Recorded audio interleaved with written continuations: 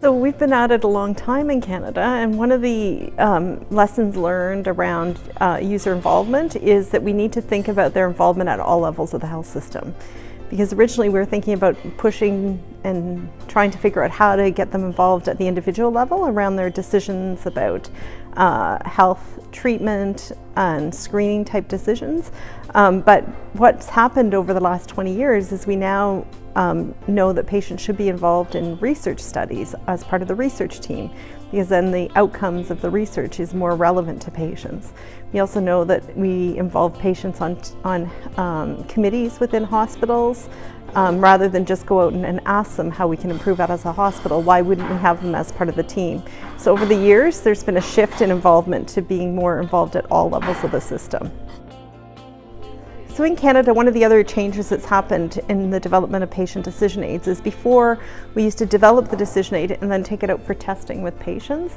And now the switch is to have patients and family members as part of the research team developing the decision aid, so that right from the beginning we work with users as part of in their involvement in developing these resources to support patients in decision making. My sense is Denmark may be better positioned than we are to actually make it happen and happen more across hospitals. Well, I think the next big step is a cultural shift that we need. And the cultural shift requires valuing patients' voice, patient and family voice at all levels of decision making at the individual level and at the collective health systems level. And if we were to get this shift to say patients and family have important views that need to be part of how we make decisions, then I think it will come more naturally to everybody to want to talk to the patient to figure out what's best for them. I think the biggest shift also over the last 25 years is the implementation piece, which is so critical. So developing the tools is not easy, but it's way easier than actually implementing and getting people to change the way they do things. And we know that in healthcare across all different situations, when new evidence arises, it's tough to implement into practice.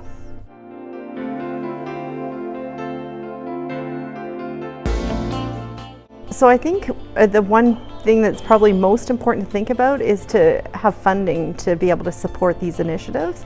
And already there is funding. And so continued support to try and develop the patient decision aids, shared decision making, and also to look at how to support them being used. I think that's number one. And if I could have a second one, it would be, I think, if there's some kind of health policy that says this is really important to do, that it be clear within the country that we need to be doing these things, because healthcare professionals need to know this is something they should be doing.